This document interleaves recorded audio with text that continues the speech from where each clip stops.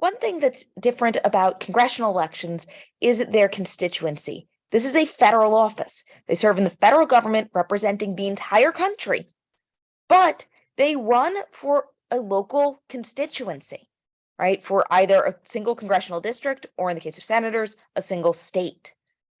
Now, this means that they have to do something that people in just their state or just their district care about, even though they're representing the whole country. And this has led to that sort of trustee versus delegate model of representation. If you remember that, that's why there's some tension between those two.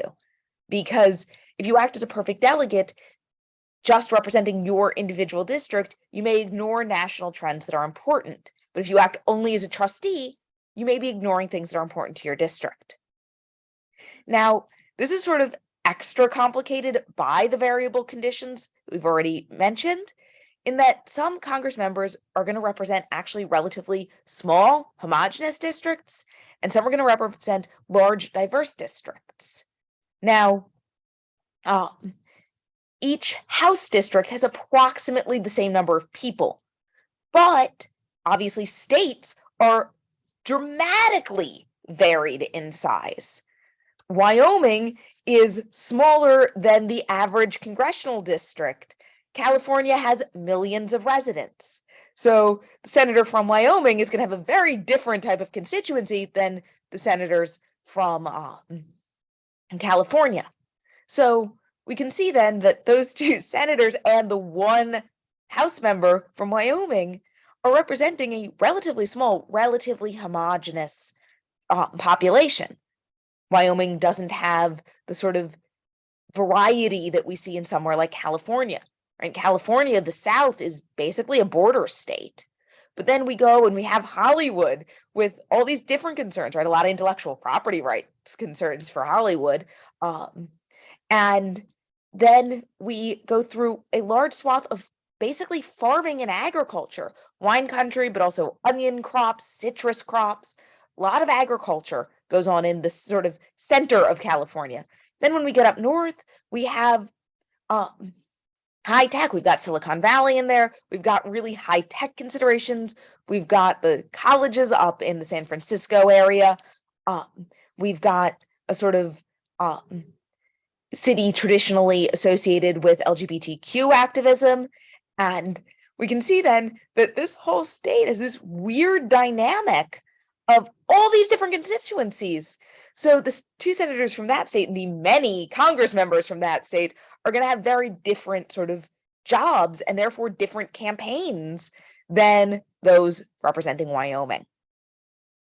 And remember, of course, that Congress members do still have to consider their own personal constituency, themselves and their families, what they care about, what their primary voters care about, those who will turn out in a primary election and are therefore their party.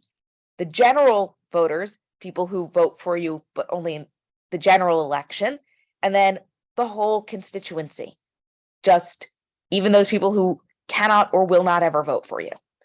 And then on top of that, they have to worry about national needs. So you can see how this can really make the dynamic quite difficult for some senators and Congress members. Now, Congress obviously doesn't have the same variety as Senate insofar as the population size is about the same, but some districts are relatively homogenous. For example, where I live currently, I'm represented by Jerry Nadler, and he basically represents a chunk of Manhattan. So yes, there's some variation in who lives in the different areas in the city, but overall, that's a relatively homogenous group, a group that's relatively like each other.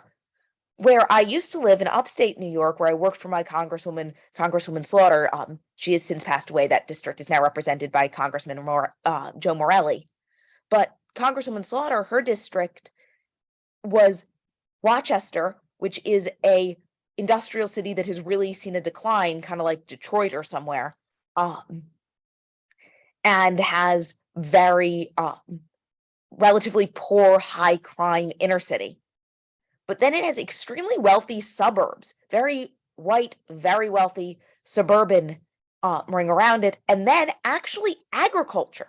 There's dairy farms and heavy agriculture in her district as well. So even though she only had the approximately 714,000 constituents, there were very different types of constituents in that district. That district was not homogenous. It was quite diverse. So she's going to have a very different job campaigning than Jerry Nadler, who's basically campaigning to people who live on the Upper West Side and the Upper East Side. And, if you live on the Upper West Side or the Upper East Side, I'm sure you feel you have big differences from the other side of town, but not quite the same as the concerns of someone who lives in a wealthy suburb versus a dairy farmer versus someone who lives in a relatively hard-hit urban area. So that's, why constituency really can make a big difference and make our congressional elections quite interesting and unique.